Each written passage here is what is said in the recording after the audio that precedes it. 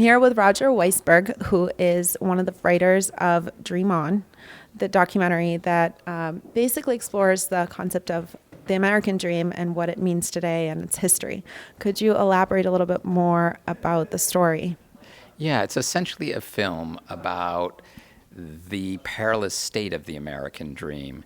And rather than doing a kind of conventional story about poverty and inequality and social mobility, we decided to make a road trip film that retraced the journey of Alexis de Tocqueville, because he's the one who really planted the seeds for the idea of the American dream. So we took a political comedian on the road.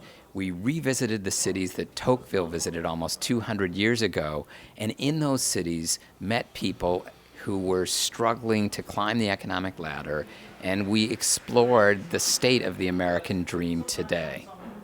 And very, very effectively so. How did this happen? How did did you come up with a concept and then you looped in John? Is it John Fugelsang, or was there another way that your paths crossed? How did that come about?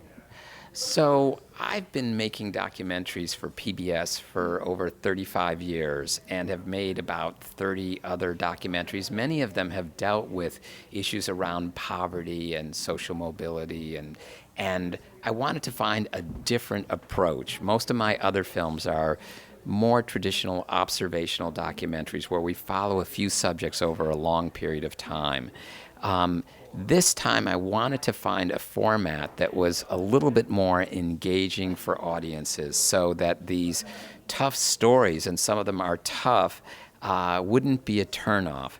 So that's how we got the idea to try to engage a political comedian to add a bit of irony and levity to a story that otherwise could be rather bleak. And Fugelsang, it turns out, had just lost his job hosting a political comedy talk show on cable television. And so he felt that he could sort of put himself in the shoes of a lot of the subjects he was interviewing, because he felt his own economic future was very insecure.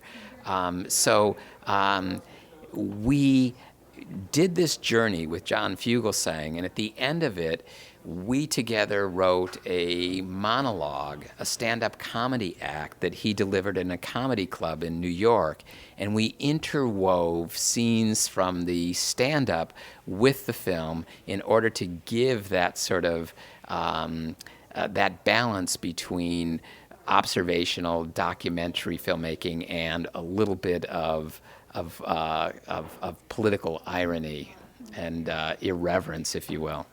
Well, thank you so much for shining light on this incredibly important issue and telling the story in such an accessible way and really covering it from the full gamut of perspectives. I really appreciate that, and good luck to you and congratulations. And it's great that this film is going to get out there. Thanks a million. Good talking to you. Good talking to you.